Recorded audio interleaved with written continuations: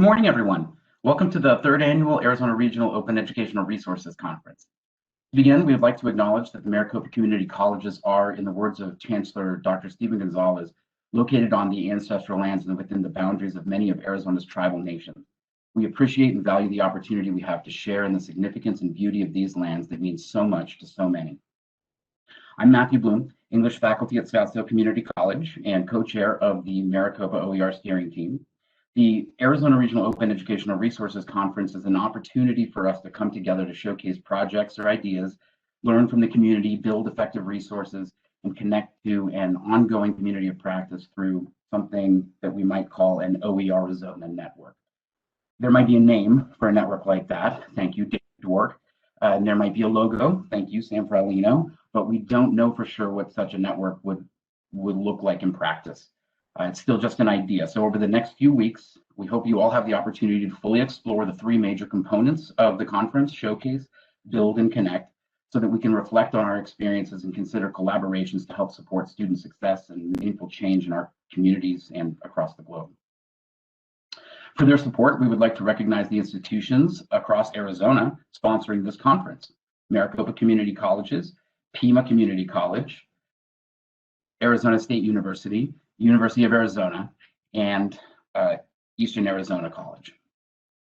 I would personally also like to thank, now we can go to that next slide, all of the members of the conference planning committee for their guidance in designing and delivering a virtual ongoing conference experience in these uncannily stressful times. In particular, I would like to give a shout out to the exceptional team at the Maricopa Center for Learning and Innovation for hosting this virtual event and doing all the back-end logistics. Couldn't do it without you. Thank you so much. So now I need to say a few obligatory words about faculty professional growth opportunities. This applies only to Maricopa faculty. So if you are a residential faculty member in Maricopa, in the Maricopa Community Colleges district, you have two different opportunities, ongoing opportunities to earn some faculty professional growth for this conference, various events. The first program is a starter seminar series. There are several of these. The first one is this afternoon, and then the other are all the keynotes and the keynote workshops associated with this conference in particular. Please be diligent in identifying and completing the requirements for each, as we did our best to, it's a little bit complicated, but we did our best to make the opportunities as many opportunities as possible for your professional growth in this. So I do recommend that you check that out, and there will be more information later on in the program about those. However, I'm really happy to focus on today's this specific event right now to kick off. So it is my pleasure to introduce the Provost of Maricopa Community Colleges, Dr. Carla Fisher.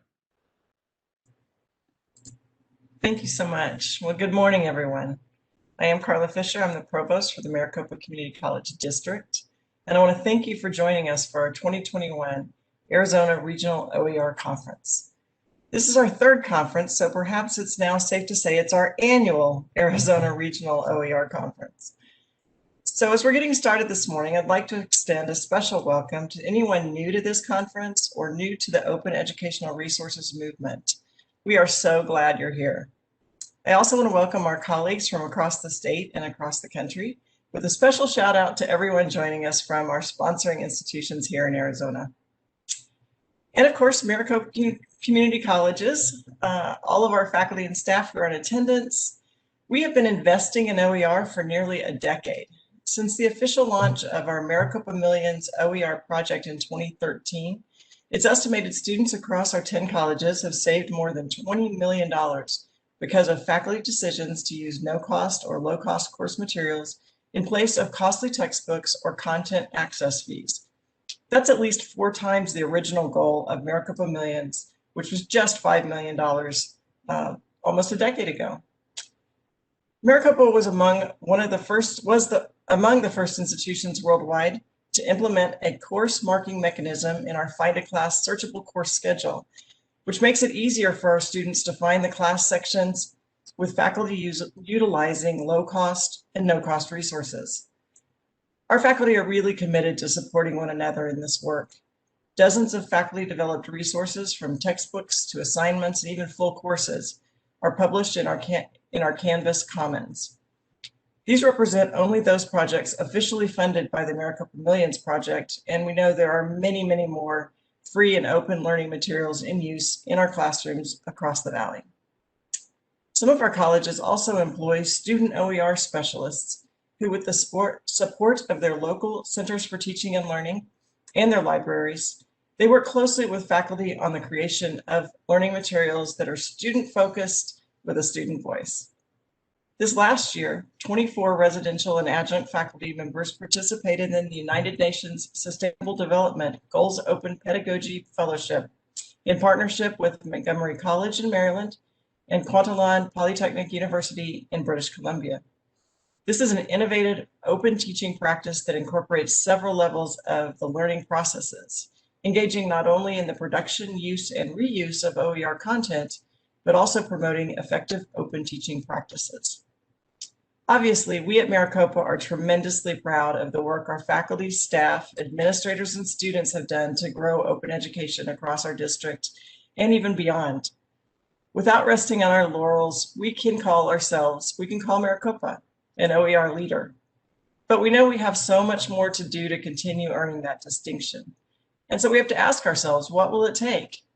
And what does it even mean to be a leader in open education? Well, these are questions that aren't easily answered in a field that is so innovative in a world that is ever changing. And so we hope to engage everyone in this conference and throughout the time that we're together in an ongoing discussion about these very questions. For one thing there will be no question about, and that's that we will look back on 2020, 2021 as a watershed year. And we'll certainly remember the challenges, but I believe we'll also remember and celebrate the successes we were able to achieve together. And it's my hope that your OER journey will be among the very most exciting. Again, thank you for joining us for the annual Arizona OER Conference. Have a great day and best wishes for a very successful semester.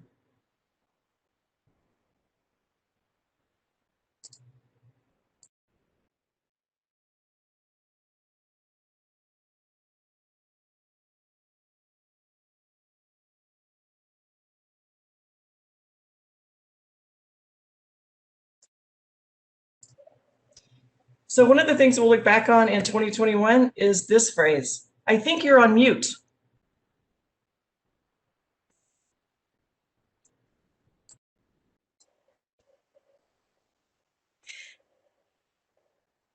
So I'd like to take this opportunity to introduce Jasmine Roberts. Jasmine Roberts is a lecturer in the School of Communication at The Ohio State University, where she teaches in the areas of public relations writing, digital activism, and campaign strategy. Roberts' advocacy work centers on the experiences of people of color, women, and queer communities. Along with her communication expertise, Roberts is also a renowned open education leader. She has delivered numerous keynote presentations across the country on the topics of inclusion and open education. She is the author of the highly rated, openly licensed book, Writing for Strategic Communication Industries. In her spare time, she loves to connect with her green babies, 52 plants total, fur babies, 2 dogs, and loving fiance. All right. Well, thank you so much for that warm introduction. Yes, I do have 52 plants between my fiance and I, and we are a growing family. You can never have too many plants. I am so honored to be here to kind of kickstart this event, OER Arizona, specifically the Arizona Regional OER Conference. I've heard that you all are doing some really amazing work, and so I'm sure this event will be very informative and worthwhile. Like I said, I'm definitely happy to share this space with you all. You can go ahead and proceed to the next slide. Before I begin my address, like Dr. Fisher had did, and I think it was also someone else had did, I do want to do a territory acknowledgement, even in this virtual environment we are in. It's important because we all need to do our work in decolonizing, education in general, especially open education. And hopefully this is a core value of open education. I find it really ironic, and I put ironic in air quotes, that, the city that I live in is, of course, Indigenous territory, and yet it has been renamed after a brutal colonizer. I'm in Columbus, Ohio.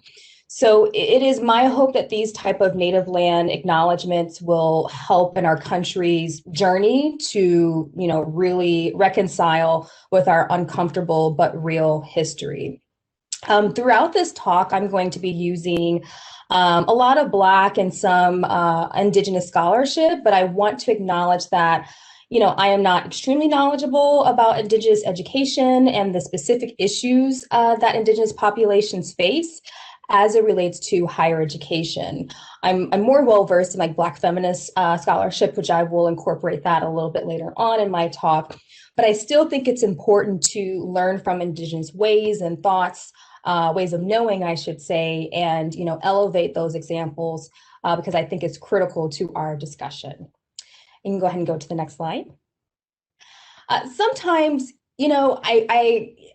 I'm growing and learning like everyone else, right? And in that growth and learning in terms of trying to do better in my scholarship, trying to do better as a scholar and an educator, I have realized, and again, this is of just my opinion, that sometimes land acknowledgements can come across as a bit performative.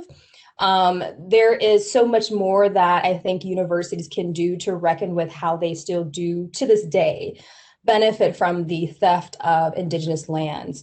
So journalist Tristan Ottown and historian Bobby Lee actually spent 2 years tracking how 11 million acres of land were taken from more than 250 Indigenous tribes or communities to help fund land grant universities in the late 19th century.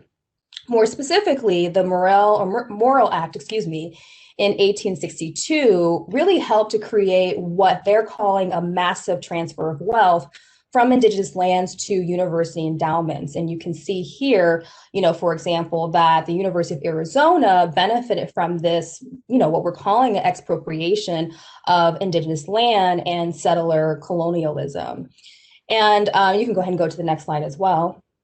We also see how surrounding counties benefited from this theft and redistribution of Indigenous land, and Maricopa County is on this list as well.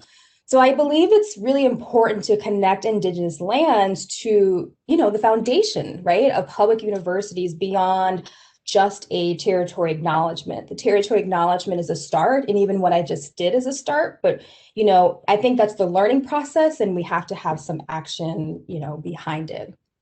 And you can always, go ahead and proceed to the next slide, How many of you will be alive in year 2111?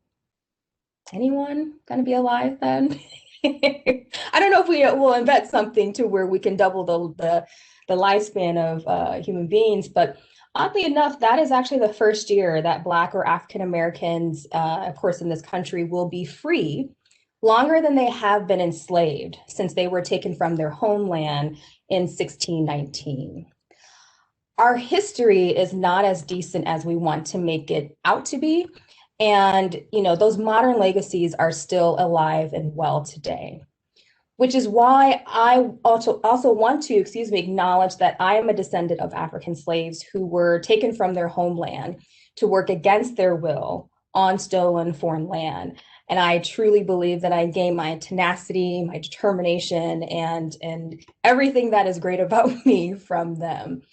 And I spent some time, I think now 5 minutes, really doing a lot of these acknowledgements because this, again, for me, is a part of the social justice framework that I seek to center in my work in all of its practices. You can go ahead and transition to the next slide. So it's been about, 4 years since I've seriously ventured into open education, the open education field as a professor and, a higher education professional. It's been an amazing journey. During this experience, I've been fortunate enough to be a part of a community that I think is so different from other academic communities. one that really strives to be welcoming and intentional, student-centered, and equitable in all of its practices. That's refreshing for me. And honestly, it made me feel a lot more hopeful at a time when I started to become, quite frankly, a little jaded of academia as a whole. But, now I feel as though we're entering a very different realm in education, a painful era, an era that causes us to address our personal and institutional trauma and baggage and what have you. I think we're in a time where it's really calling for us to heal and truly realize the promises of higher education. And to that end, I believe that open education is certainly having to grapple with the same issues. Open education, of course, doesn't operate in some sort of vacuum. So hopefully in this talk, what I really like to do is talk about how the promise of open education, that it should be affordable, accessible, inclusive, equitable. I can list, lots of adjectives here, that it should be equitable to everyone. That promise, should be relentless, in, centering a social justice approach. Open education advocates and supporters alike really can't shy away from this promise, a promise that, on its own is radical, right? Of course, because we are in a society, that has structures and infrastructures in place to prevent everything of what I just said from realizing. And also, just to put some things out there, I'm approaching this from, I don't know if I really have to say this, I'm approaching this from an educator standpoint. So I think it's appropriate to, next address my pedagogical approach and inspiration, and then go into the issues that we need to discuss in open ed and how this is all related and, how we can do better with this information. So you can go ahead and go to the next slide. So this is a little bit about my teaching philosophy and how I approach the classroom. So you're going to hear me talk about this for the next 15 minutes, honestly, not my teaching philosophy, but the human first approach. It is really important for me to humanize myself in front of my students, because I feel like when I do that, my students can better connect with me, and it makes me enjoy my job more. And I think students really get more out of the classroom when humanity and humanization is at the core of what we're doing. I also very much want to incorporate an intersectional framework. And so that's where I start talking about a Black queer feminist educator. I do bring that lens and those lived experiences into the classroom as well. Of course, I have to mention that I'm constantly thinking about how can we achieve justice in the classroom. I don't think there will ever be an endpoint where I am satisfied, where I know for a fact I've achieved all areas and aspects of justice in my classroom. It is a lifelong or career-long commitment that I have decided to take up. And then I'm not sure if any of the educators in the room have heard of this approach, this classroom approach. It's called the warm demander approach, in which an educator might have high expectations of students, but they serve more as a coach as opposed to this all-knowing, expert. They're there to guide the student through that process. And in my research, I actually later found out that there are Indigenous roots in that approach as well. All right, next slide. Yes. So I think, just to kind of pause here, we really have to pivot and re-examine what role OER plays in the COVID-19 era. I would say it probably plays an even more important role in terms of accessibility and affordability, of course, right? But I don't think we should really stop there, because we have to remember in this conversation that OER is a tool that we can use to address social justice in academia in particular. It is not, it's a means to an end. It's not the end. And so, let's begin by talking about how, of course, COVID has fundamentally changed how we imagine education and our role in this system, right? And for me, and I'm sure many of us on this meeting right now can attest to the fact that COVID has really revealed and exacerbated inequities that we probably should have addressed, more intentionally in the past. And so this leads me to a few questions that guide my talk. And I actually want you all to maybe, reflect on the questions, see if you all have some answers, because I will say also throughout this talk that I don't have all of the answers. I am, however, really thinking about these issues. And next slide. And so some of the questions that I'm asking, that I feel like are super relevant now is, how does, open education look during this time, right? Because it does look different. There are some principles that are the same, but there are some that need to adjust a bit. What are some commitments? And on that note, what are some commitments and promises that open education, probably needs to revisit? What are some, ways in which open education can manifest during a nationwide racial awakening or reckoning? And what now has to take priority in open education? So what I would like to do now for maybe the next 15 minutes or so is, I'm not going to speak directly about the intersection between social justice and open education, but I will, argue how leading with radical empathy and humanity is a social justice act that we need to incorporate not only in our open practices, but also in our broader traditions, policies and procedures in higher education as a system. And then for the remaining time that I have with you all, I will begin to discuss more explicitly the need for a social justice framework and open practices. So to lead off with the last question that was on the last slide, I think if we seriously consider it, if we want to do better in open education, and again, this might not seem like this is directly related, but it is, we have to talk about mental health. I think there is so much isolation, anxiety, and depression going on within and outside of academia. And of course, even more now than previously. I think there's a statistic, I'm not sure from which source, so you can double check on that, but the rates of mental illnesses and challenges among college students in particular have almost doubled in this year alone. So this is a very urgent issue. And, also, I don't think it should take a pandemic, for example, to sympathize with the modern legacies of systemic racism, like we saw last summer, or to see our students, faculty, and staff as human, but we're here now. And so, when we are talking about open education and what it means to do better, especially during the COVID-19 era, it means approaching things from a mental health standpoint. So what does this look like? For me as an educator, and someone who, I would consider myself an advocate of open education, this means, or this looks like teaching with mental health in mind, or in mind, excuse me. I think this moment that we're living in right now really provides a great opportunity for us to create a culture of wellness with students that can lead to pathways for academic success, instead of assuming, right, that we know what works best for them in the end. So this is expressed for me by teaching with empathy, which is a fundamental part of my teaching philosophy. I kind of alluded to that earlier. And again, so if we're talking about addressing wellness as a pathway for academic success, one way I try to accomplish that is by designing my curriculum and my class with my students' mental health in mind. And I think that's one of the things I really appreciate about OERs, is that we can, potentially address this issue by the nature of OERs. The fact that, for example, not all, but most are designed with cost savings in mind and accessibility.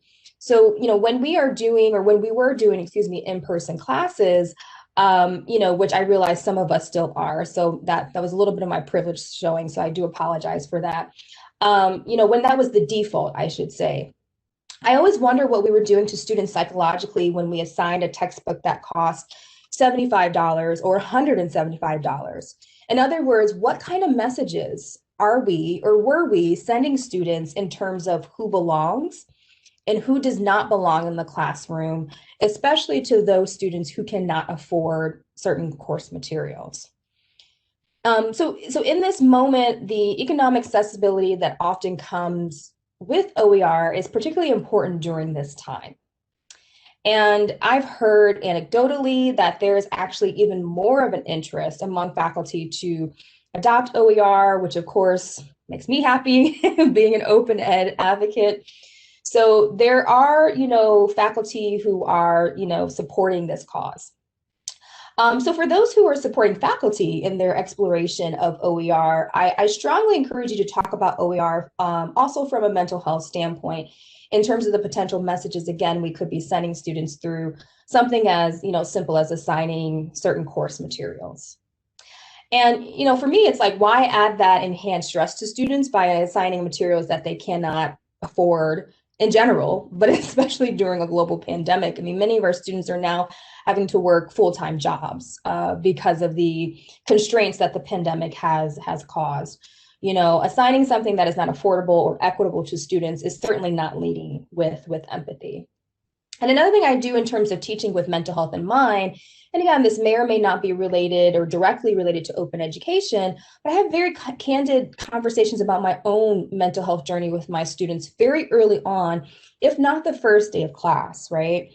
So when I reach the point in my syllabus where I'm talking about the mental health resources that are available to them on campus and off campus, I also discuss how I'm currently in therapy, and I have been in and out of therapy for the past 14 years. The privilege that I have in terms of having, access to quality mental health care, how enjoyable and yet challenging those experiences have been. I really, kind of take a couple minutes to discuss that with my students. That way I'm showing them that I have also taken advantage of the resources that I am telling them to take advantage of if they need it.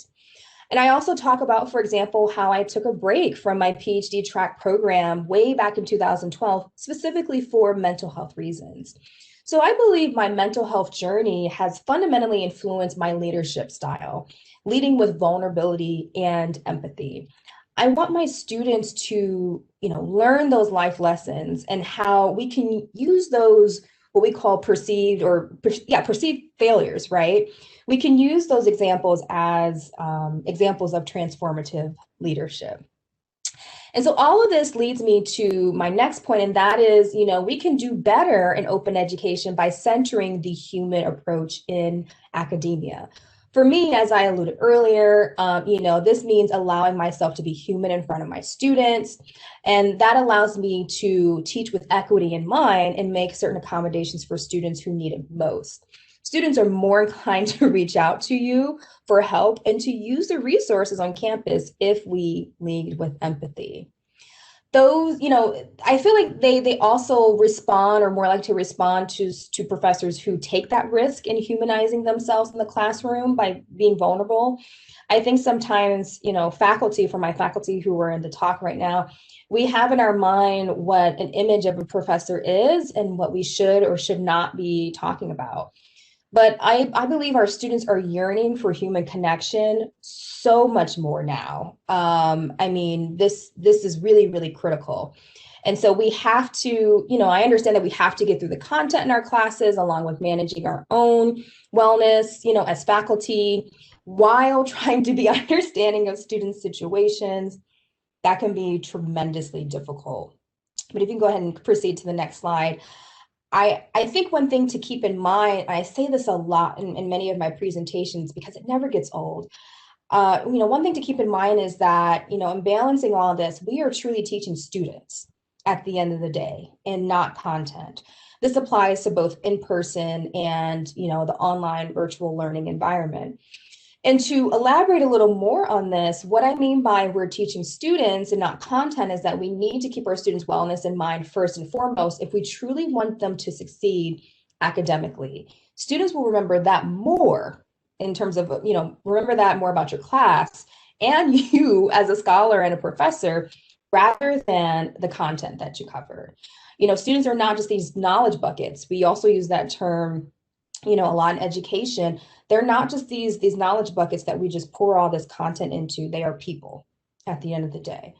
So all in all, my goal is to create a classroom environment where all of my students can show up as their full selves, but especially students who are coming from marginalized communities or backgrounds because, they typically don't get that space for whatever reason.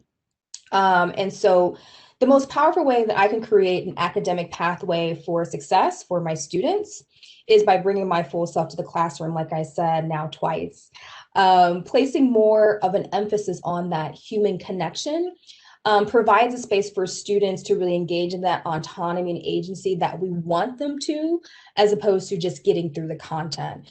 Because, hey, the content will come, but radical empathy for students and faculty cannot and should not wait. And I've even went on, as far as to say, like, I don't need permission from the academy to heal.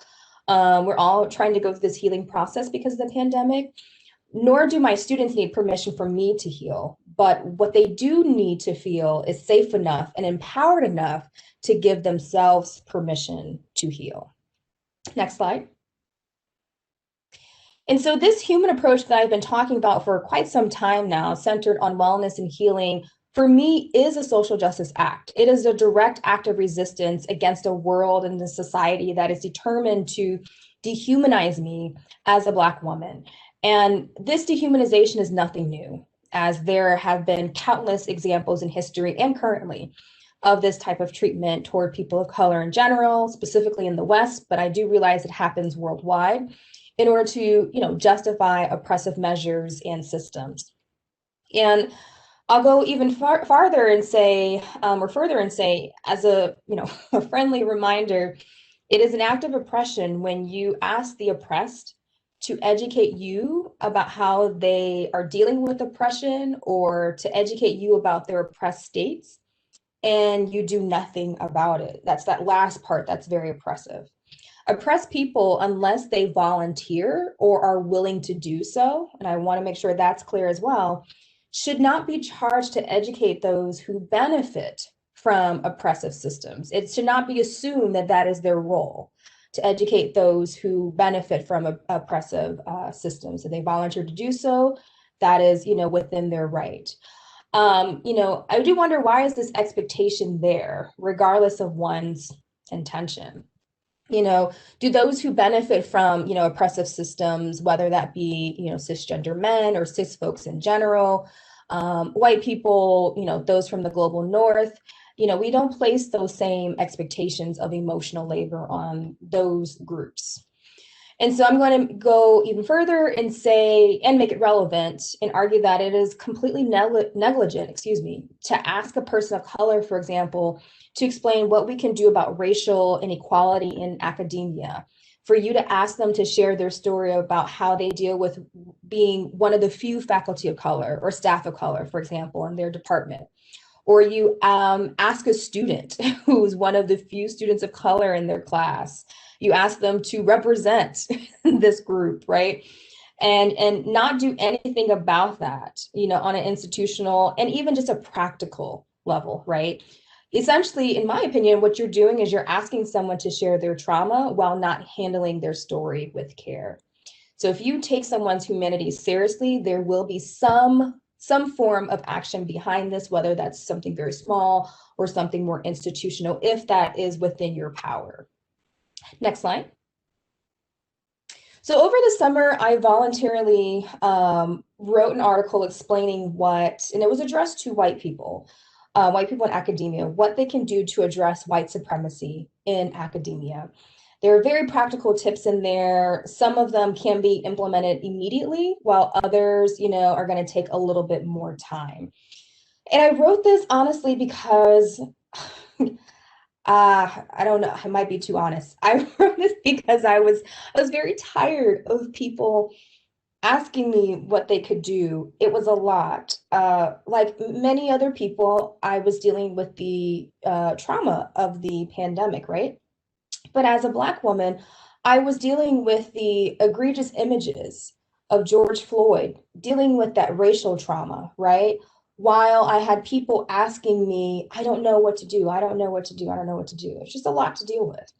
So I put all of that anger and frustration and sadness into this article with the hopes that, it would be helpful to people, but also so that people would notice how white supremacy has informed the norms in academia. And I want to pause here, because I know when we talk about the term white supremacy, people or white privilege, people get somewhat defensive, or those are sensitive words for people. I'll say that, for lack of better words. And I want to make sure that I'm clear in terms of what I mean when I say the term white supremacy. So using the work from Dr. Robin DiAngelo, which I'm sure many of you know who she is, she's the author of White Fragility. I do understand that there are many scholars, particularly some scholars of color, who have criticized her work, and I think that those critiques are well warranted. But I actually really like and appreciate how she talks about white supremacy.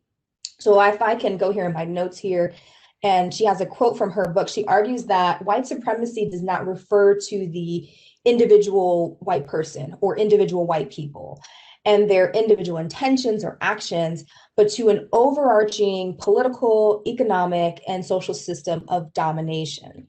White supremacy is more than the idea that whites are superior to people of color. It's more than the idea of, what we saw, January 6th at the Capitol. It's more than the idea of the KKK. It is the deeper premise that supports this idea, the definition of whites as the norm or the standard for human. And so that's why I spent all that time at the beginning talking about humanity. The way that academia is structured is that it defines whiteness as the norm and people of color in terms of the norm for humanity, and people of color as a deviation from that norm. So if we, for example, look at Judith Katz's work on, aspects and assumptions of white culture in the US, and specifically how this shows up in academia, there are a couple of things that they mention in their work. So Judith mentions this term called rugged individualism. And so that has a lot to do with the notion of like self-reliance. But that in turn can make academia a very isolating place, right? Completely contradicting what I had said earlier in terms of like, making sure that we incorporate that human first approach in academia. In terms of communication, my discipline, my expertise, what is deemed as professional or academic language is the King's English, right? So there's no space for other vernaculars, other ways of, speaking and communicating, no space to really bring one's full culture, into this space.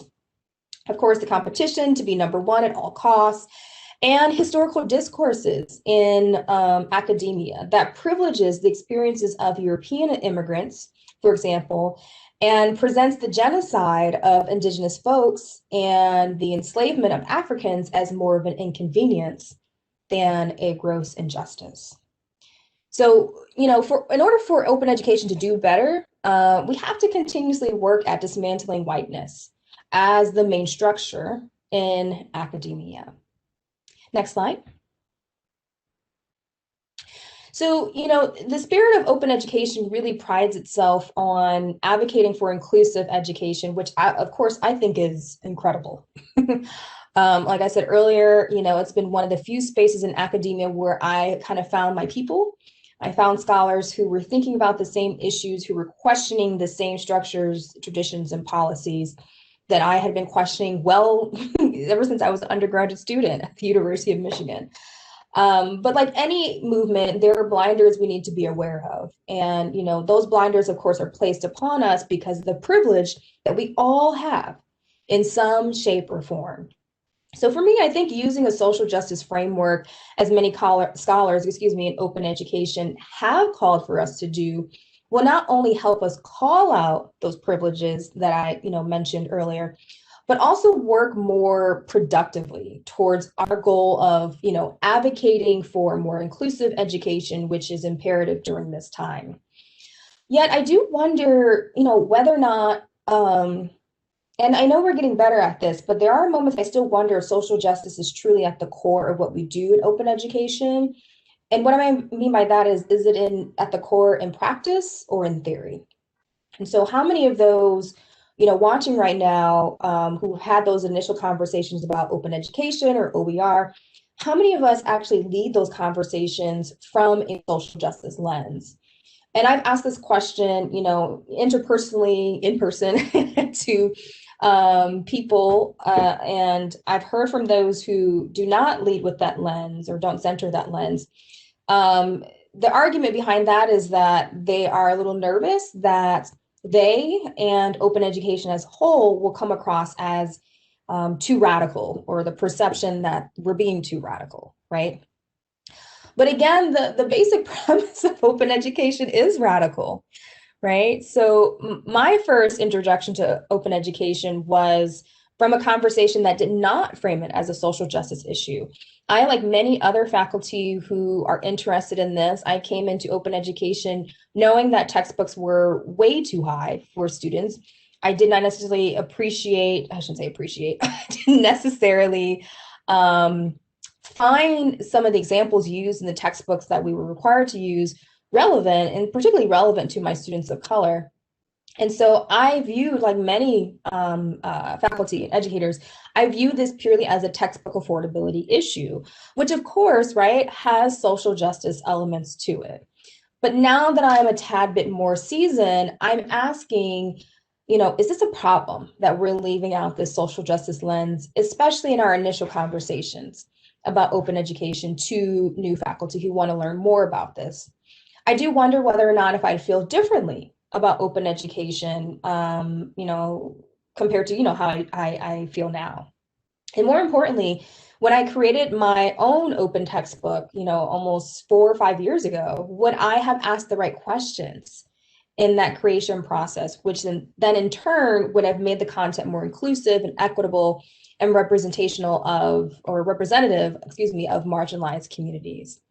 So it is my belief that initial conversations about open education to faculty, staff, students, and administrators should discuss this from a social justice angle. And so you can go ahead and go to the next slide. This leads me to a few other pressing questions. How do we make sure that scholars and sources from marginalized communities are better represented? Not only in OERs and open education more broadly, but in academia, in higher education, at community colleges, at four-year universities.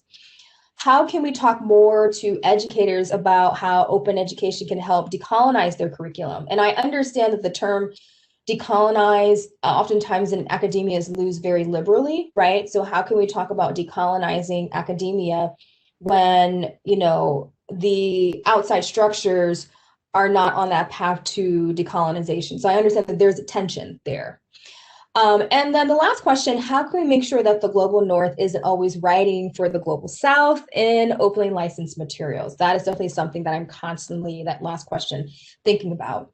And like I said earlier, to be clear, I don't have all the answers to these questions, but these are still issues that I am dedicated to finding answers to, both practical and theoretical answers to, as I wrestle with my work in open education spaces. So this is not to say that this work isn't already happening. You can go to the previous slide, actually. This is not to say that this work isn't already happening in open education, but rather, for us to really, critique those privileged politics, for that critique to be at the core of what we do in open education in our work. This means having to have uncomfortable conversations about privilege within and outside of the open education space, and how we participate in systems and infrastructures that keep our privilege intact. And I want to give a shout out to someone, Maya Hay, who I was in a socially just academia group with her the other day. And she brought up this amazing point about those scholars like myself. We are dealing with this tension, right? What she called double work, where we're trying to engage in the social justice work and dismantle these systems that are unjust, while participating in those systems, because how we are assessed, how we are rewarded is based upon systems that are not just. So I do also want to put that out there, that there tends to be a double work among those scholars who are socially just minded. So for me, the first place that we can start in centering social justice and reckoning this in open practices is correcting our historical discourses in the field and acknowledging that open education, and I might throw y'all for a loop here, open education, at least the idea behind it, is nothing new. In fact, much of the spirit of open education comes from Indigenous communities and Black feminist thought. There are other scholars who assert this as well. So last year at the 2020 Open Ed conference, which I'm hoping that some of you were able to attend, it was just an amazing conference. Marco Seiferle Valencia, he's an open education librarian at the University of Idaho, he delivered a brilliant presentation titled OER as Intentionally Engaged Social Justice. And he argued that we have to move beyond textbook cost, discourse. and discuss open education from a social justice framework, although there's very literature on this intersection. It's still pretty limited. But the most exciting part about Marco's presentation was that he connected open education ideologies and the premise to Black feminist thought that took place before, the time in which we think open education was birthed.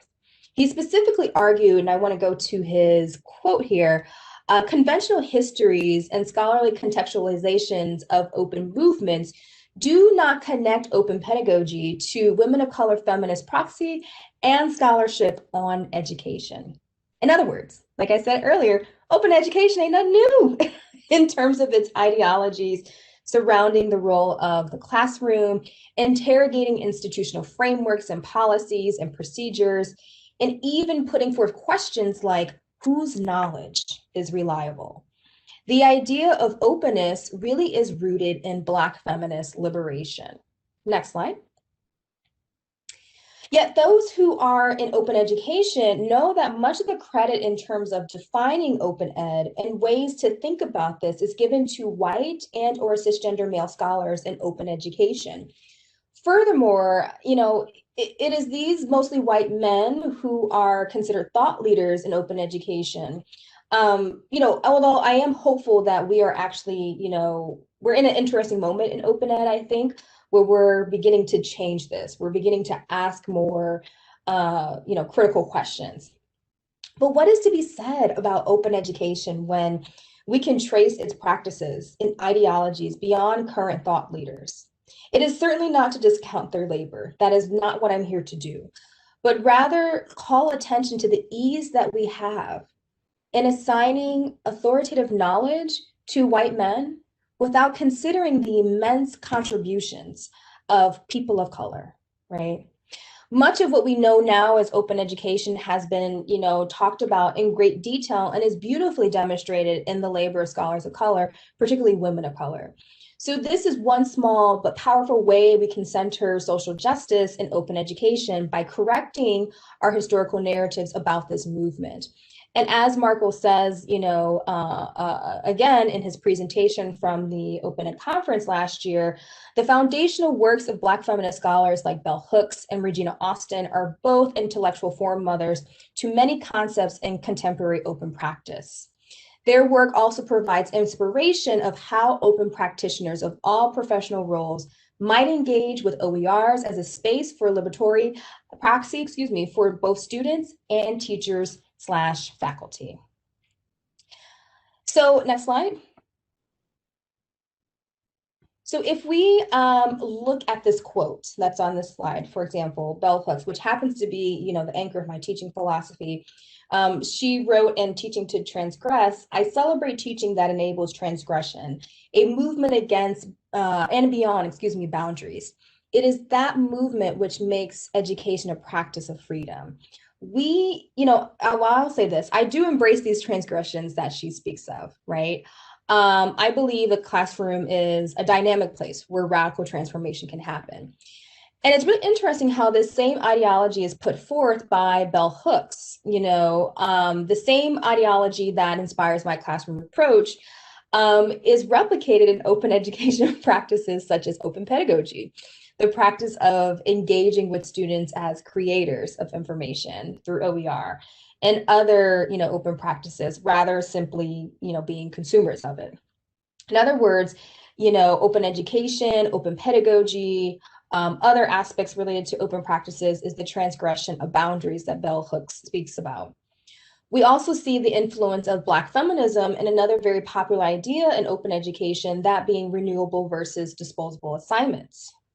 That there are some assignments that are very transactional, like exams, and students forget the concepts, after they take the exam, very transactional, one direction. And other assignments that are supposed to be renewable, that involve more communal, co-creation, and almost like, I don't want to say repetitive practices, but, practices that, are really leveraged through using OERs. Both seek to challenge the role of educators and students, as well as the utility of, the assignments that we are assigning. So all in all, I am arguing that these ideas in open education are actually not vastly new, and that we need to acknowledge this instead of packaging open education in whiteness and white saviorhood. We have scholars of color to thank for already doing this scholarly work and practical work, and those scholars who are continuing to do this work. And again, I really appreciate Marco's attempt at doing this, making this connection between open practices and the premise of open education with Black feminist liberation. He does have a new article out, and I think it's titled, It's Not Just About Cost. Oh gosh, I shouldn't have said that now. Yeah, it's not just about cost, academic libraries, and intentionally engaged OER for social justice. But yes, I strongly recommend that you all read that article if you do have the time. So his work, as well as, the next part of my talk, builds on the wonderful work of Sarah Lambert. And I talk about Sarah all the time in my work because she's just awesome. She is at a university in Australia. We can go to the next slide. So some of her work closely examines how inclusive is open education. And she asks some really good questions in her work. She's trying to figure out, for example, and let me go ahead and pull up her quote here, how much does open education truly serve the underserved and privileged? So that's what she's really trying to figure out. And so she conducts this really interesting critical analysis titled View of Changing Our Discourse, a Distinctive Social Justice Aligned Definition of Open Education. And, this particular paper examines, I think, 19 to 20 papers that have really shaped the conversations about, that intersection between social justice and open education. And in this paper, she uses the 3 principles of social justice that draw from works of other scholars. She comes up with these 3 principles of social justice: redistributive, recognitive, and representational. So I really like how Sarah interrogates the challenges of defining something as open if we are charged to do that with a social justice angle. And so in her paper, she asks, and then again, this is just a quote from her paper, how open is the textbook for marginalized learners if Indigenous, Hispanic, and learners of color are invisible, inside the textbook and perhaps invisible in the whole curriculum? The editing of such a textbook to include images and cases featuring more diverse communities, businesses, and people will be an act of recognitive justice. But what if the textbook features people of color and yet does not value their perspectives, knowledges, or histories? What if the textbook takes a white colonial view of Black lives, for example, if Black stories are told solely by white voices?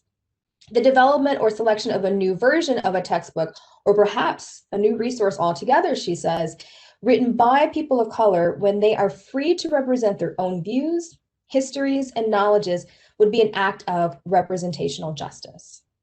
So again, you can see in open education, conversations, we tend to focus a great deal on redistributive justice, even though in the past few years, I have definitely seen more of an effort to focus on recognitive justice. So let's delve into the notion of how we can realize recognitive and representational justice by interrogating whose stories get to be told and who gets the privilege, right, of telling those stories. So starting first with recognitive justice, as I stated earlier in my talk, I'm just really curious about the implications that come from decisions that professors make, in their course material selection, right? So these implications point to issues of whose voice or who gets a voice, in the classroom and who does not, or at least who is offered that space, right? Because I want to be conscious of my word choice. Who gets that space where they can use their voice and who unfortunately does not. So this can have such an impact on our students, a tremendous impact on our students. I know because I was one of those students. So focusing on, recognitive and redistributive justice helps faculty and students bring their lived experiences to the classroom, and representational justice as well. So it helps us to bring our lived experiences into the classroom, into the content, thus acknowledging that, their knowledge is valuable and reliable. I almost feel like in academia, we have very narrow ways of defining whose knowledge is reliable, whose knowledge is valuable. So, acknowledging that there are very different ways of knowing can have particularly powerful effects on those from marginalized communities when, there's unfortunately a devaluation of these lived experiences in our curriculum. And, all this reminds me of a talk from Siko, and I unfortunately don't know how to pronounce her last name. I always get her last name incorrect, so I don't want to mispronounce it. But she delivered a talk at OpenCon almost 4 years ago, OpenCon 2017, where she critiqued the overrepresentation of authorship from the white Western perspective. We can go to the next slide. And so more specifically, she said, and I think the statistic reads, about, or cisgender white men, make up only about 20% of the global population. As a side note, I didn't know that number was so low. Just because of how much space, right, that is given to this particular group. So cisgender white men only make up about 20% of the global population, yet they're writing for 80% of the world. I will never stop saying that statistic because it really puts a lot of things into perspective. So my hope is that we don't repeat the same statistic in our open educational practice, or practices, I should say. And so I think it's disappointing to, for our students, for them to not see their histories and their heritage reflected in the curriculum. Not to mention how everyone, all students, are negatively affected from, these exclusionary situations. We can't, I know last summer was a doozy for a lot of us. I know for many of us, we are very new to the conversation about just social justice and whiteness and white supremacy as a system. But we really can't, just tout diversity and lived experiences and numbers at universities and community colleges. How can, administrators and professors truly say that they want to enhance the retention of, for example, students of color, but not create conditions in which those students of color can truly thrive in, including a diverse curriculum? Let's put a halt to the DEI theater. So next slide, sorry. So there are some scholars of color who are doing this hard work in correcting some of these dominant narratives. So for example, Drs. Gloria Snevely, I believe that's how you pronounce her last name, and Lorna Williams out of Canada created an open textbook bringing Indigenous science into the fold with Western science. And I really love this because we constantly make the assumption that Western science is the safest or most reliable form of science. Yet, if we look at some things, right, the healthcare experiences of people of color in the West, and again, the history of these experiences paints a very different story, right? And so, as is written there from the authors of this textbook, it's towards the bottom, you might not be able to see it, but I'll go ahead and read it out loud. They say, when we braid Indigenous science with Western science, we acknowledge that both ways of knowing are legitimate forms of knowledge. This is an example of socially just open education. Next slide. And so I'm really happy to see that, there are more open education programs, whether that's grant programs or something else, that are trying to explore a social justice or anti-racism framework in their structure. I know there are some programs that are requiring applicants to explain how are they going to create an anti-racist curriculum in this open textbook that they're creating, for example, or anything that is openly licensed. So for example, the university that I'm at right now, Ohio State, the Affordable Learning Exchange, ALX for short, is one of the main, if not, I think the only program that incentivizes faculty to adopt and or create OERs. And so this past year, they did somewhat of a pivot, and they required that their applications had some type of anti-racist curriculum or justification or explanation. That's what I'm trying to say. And so I actually was one of the recipients of their pilot grant that, again, is trying to incorporate more of a social justice, anti-racism angle. I had the fortunate opportunity this past year to really make sure that diversity, equity, inclusion, and social justice is at the core of my classes. I specifically, for example, have conversations about digital activism, particularly Black Lives Matter, who, if you don't know, those are actually the founders of the Black Lives Matter movement. I not only talk about BLM or Black Lives Matter in terms of, its founding and its social, cultural, and political implications, but its original framework. A lot of people don't know that the Black Lives Matter organization is centered on a queer Black feminist intersectional framework that is not covered in the media. Of course, Black Lives Matter is very much concerned about state-sanctioned violence against Black people, but you would not necessarily know this, especially in terms of how the media covers Black Lives Matter, because you would think that Black Lives Matter is only concerned with, for example, police brutality against Black men. And although that is certainly a topic that we need to talk about, there is absolutely or very little discussion about how Black women, for example, or queer Black folks are victims of police brutality and other forms of systemic racism. So I talk about that in my class as well. Next slide. So even though, and I'm kind of transitioning towards the end of my talk here because I see we're running a little low on time. I know we started about 10 minutes after or so. Even though I am advocating for an anti-racism and social justice framework, to be at the core of OER, right? We have to make sure, that we're doing this with care and intentionality and awareness of whether open is culturally appropriate. And I know there have been some previous conversation. There have been a lot of scholars in open education who have basically said, hey, open is not necessarily appropriate for everything. So referring back to the 2020 Open Education Conference, one of the amazing keynotes there was Jessie Lawyer, a librarian from, I think she's at Mount Royal University in Canada. Correct me if I'm wrong. Sorry, Jessie. She delivered a thought-provoking keynote and argue, the push towards openness sometimes means we miss cultural context and that there are things that shouldn't be open, right? So for example, Jessie, in her keynote, she says that, for example, open access and Indigenous thought and assertions about information can emerge, and again, these are her words, from the same impulse, the idea that something is being held from us. But there are very important differences to consider.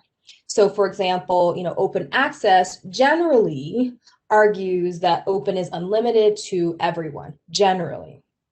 Indigenous thought, and again, this is from Jessie's argument, argues that open is for those who are the rightful authors and inheritors of this information. In her talk, she goes on to assert that we need Indigenous consultation when referring to open access and open education in general, if we want to use this, tool, OERs and open education, to actually serve Indigenous people and let Indigenous people decide what happens to their information. So I'm wondering also in what ways can we apply this same, cultural competence and Jessie's argument to other marginalized communities, right? When we're trying to leverage open education in the name of socially just labor and equity. Next slide.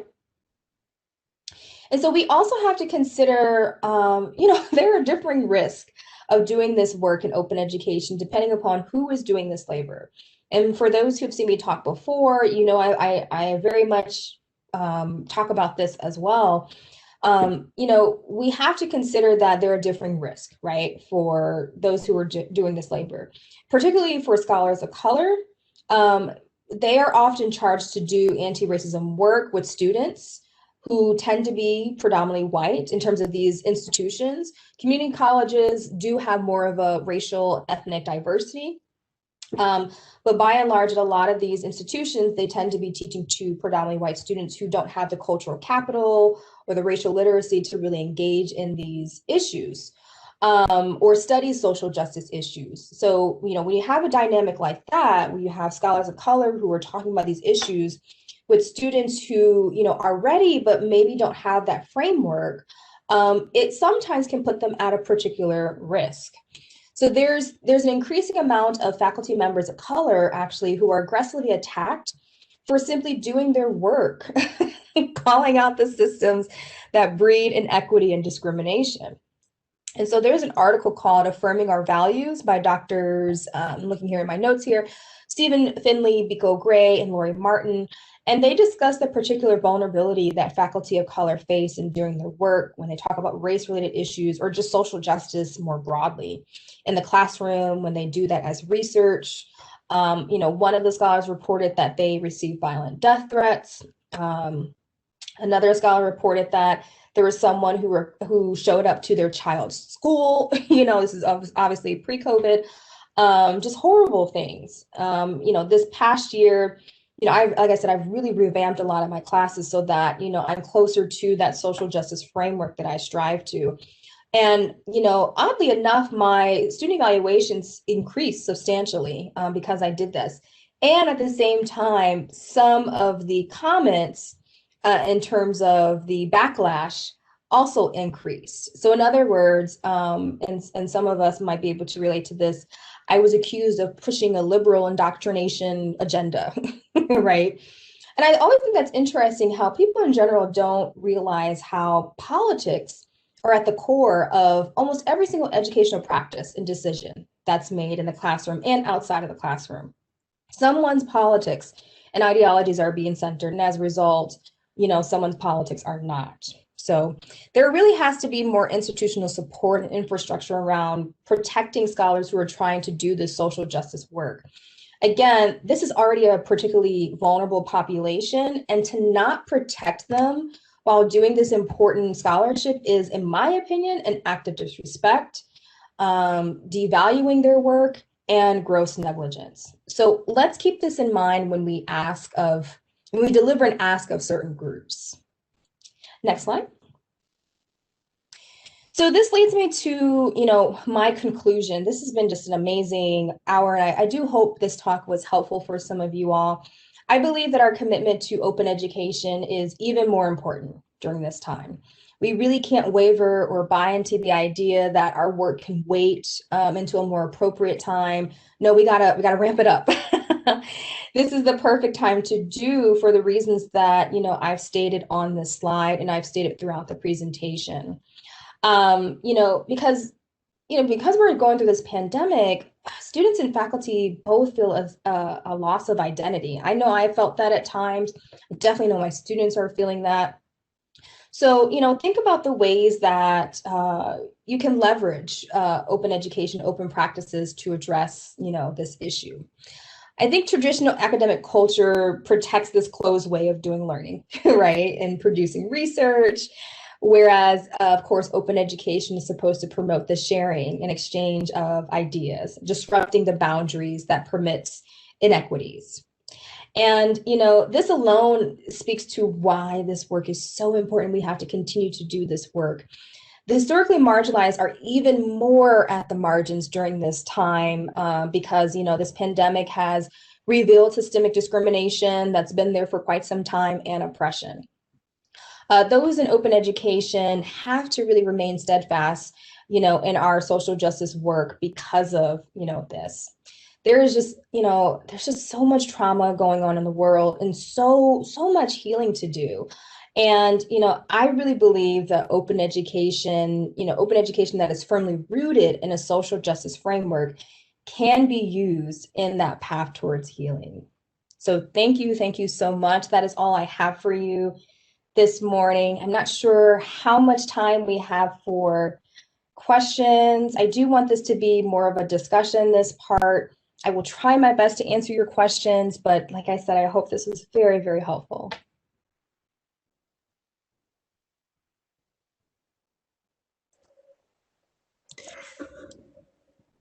So we do have a couple of questions in the chat and the Q&A.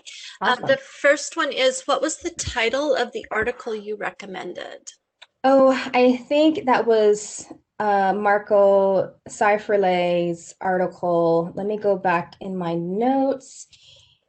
It's not just about cost, academic libraries, and that's the part that I forget. So let me go back up. Jasmine, we put it in the chat. Okay. Apurva was so nice to send it to me, and I put it in the chat. I will put it in the chat again to everyone. Okay. I think that if that's what the person's question was for that particular article, yeah, I think that was the one. Okay, awesome.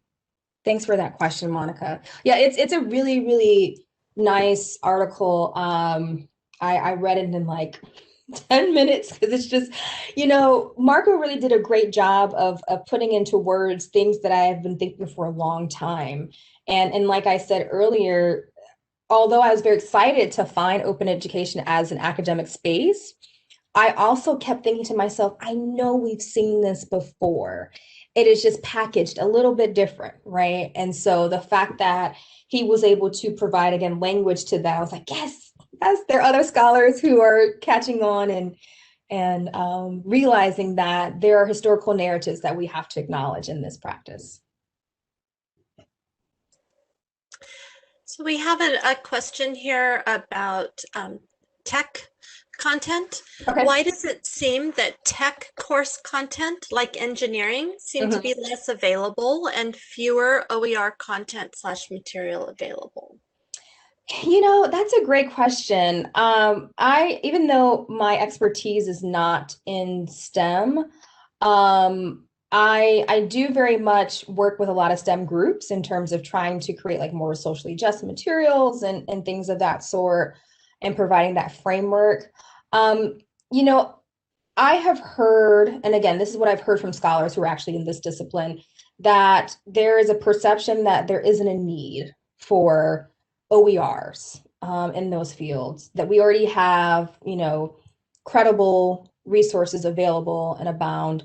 I also have heard that the incentive to create the materials in those particular fields might not be as present. I'm specifically speaking about tech. I think in other aspects of the STEM fields like science and math, there is some representation there. But with tech, that's just what I've heard from those educators and faculty who are in that group. I will say, and I know this isn't your question, I will say that also another thing that I hear particularly from folks in the STEM discipline as it relates to like social justice and anti-racism work, that that work is not relevant, right? So I worked with a group and I heard from a few scholars that, basically they don't need to talk about diversity, equity, inclusion, and math. It's just math, it's numbers, right? And so I remember tweeting about this. For those who follow me on Twitter, sometimes I have to stop my fingers. And I remember someone responded to that tweet and they said, well, ask that person to name 10 African mathematicians. And I said, well, hence showing the need to, center that type of work in all disciplines, right? But to go back to the original question, that's just what I've heard anecdotally. I mean, there's a lot of things that can contribute why, for example, there's representation of OERs in one discipline compared to another discipline. Thank you. We have a couple more questions for you. Yeah. You mentioned the importance of following up issues of justice with action. Can you give an example of how you do this in a classroom setting?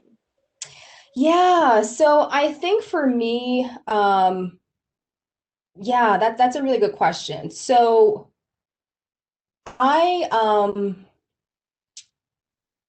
and again, I want to be careful what I'm about to say because I understand that this might not be within people's comfort, but we have to get beyond that too if we want to do this type of work. Something non-academic that you can do in the classroom is address, for example, this is a very, very specific example, racial trauma. So last year, when we heard that Breonna Taylor was not going to receive the justice that she should have received, I mean, it was painful for me as a Black woman to see this constantly play out in the same way. And I knew my Black students would probably feel the same way. And so I felt like it would be kind of, what's the word I'm using? I would appear too like I'm not connecting, right? The students are also processing things outside of the classroom, and that in turn they take that into the classroom. And so when I started my live session that day, I just acknowledged that the verdict would bring about, or did bring about, a lot of emotions for people, regardless of how they felt. And I talked about how people of color, in general, felt about the verdict.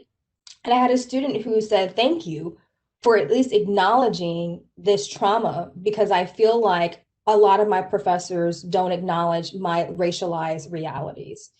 And so that is just a very, very, very small way that we can do that in the classroom. A more academic classroom example is honestly following the scientific process. And what I mean by that is, really ask yourself these questions.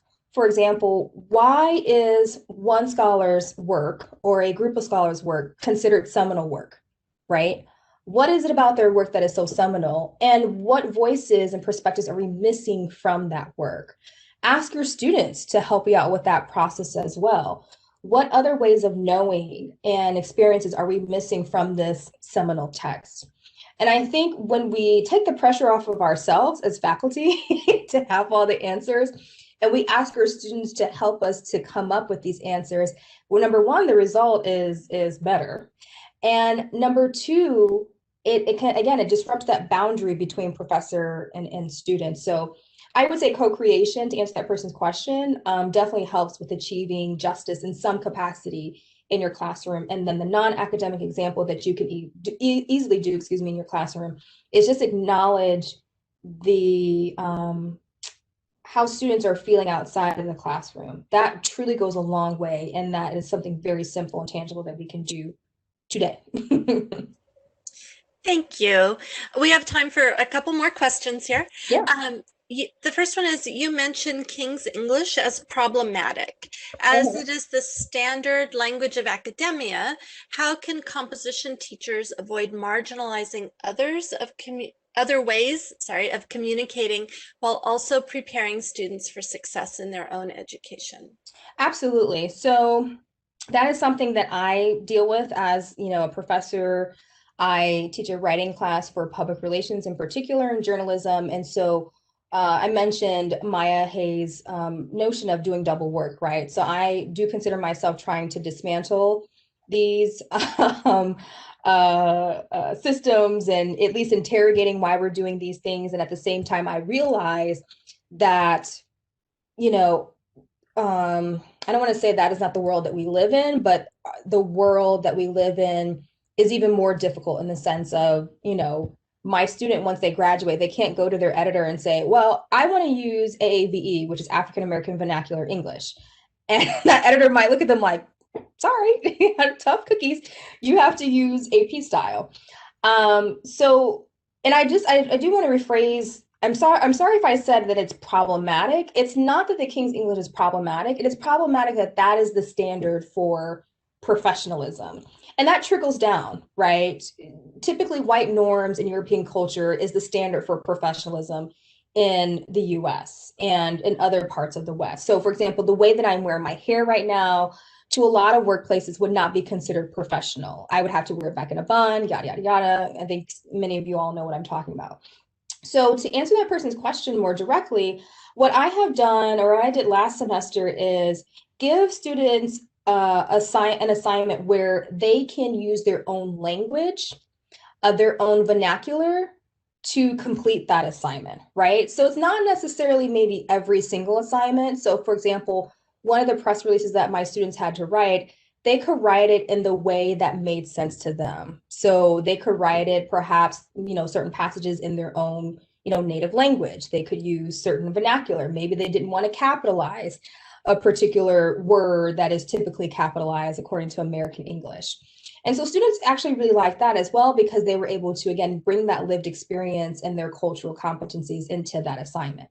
Now, again, that still keeps the opportunity of, those assignments in which we have to make sure that students are prepared for the real world intact, but maybe building in more opportunities in other assignments where students can, bring those other ways of knowing and ways of writing into the assignment. I'm not sure if that helps, but that is something that I found successful in my classes as a writing professor.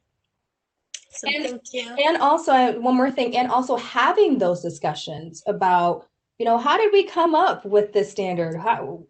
Have students interrogate these professional standards as well. I think that's helpful as well. Thank you. And then one final question. Yeah. How do you suggest the teaching of a hardcore subject like science or chemistry can Yeah. intersect OER with social justice? Yeah, like I was alluding to earlier, making sure that the scholars and the work that you are talking about are not just coming from, for example, male scientists or cisgender scientists or chemists. There's actually a pretty, I know there's limited diversity in certain fields, but just because there's limited diversity doesn't mean that we don't need to work towards that diversity and seek it out in our classroom. So I would say that I think that's a very easy way, and it enriches, excuse me, your scholarship as a faculty member, knowing that, hey, I was never introduced to this scholar in grad school, and now I'm introducing this scholar's work from, Asia or from the global South into the class. And so I think that is one way, especially for the STEM fields, making sure that, whose work is being centered, whose work is being talked about. Biology and chemistry does not just exist in the West, right?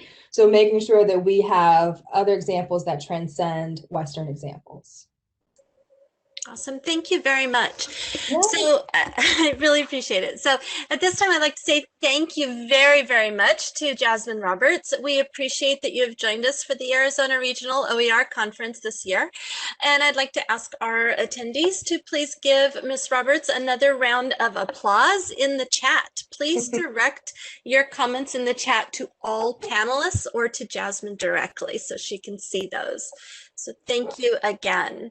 If you would like to continue the conversation with Jasmine Roberts, she will be facilitating a keynote workshop on February 5th at 12:30 p.m. And looks like we're going to pull that up right now. We will be posting the slides from today's keynote on the conference website. Just a few housekeeping tips before our break and transition to the workshop. Access all of our sessions, recordings, and slides through the conference website. So I'm going to drop that in the chat for you very quickly.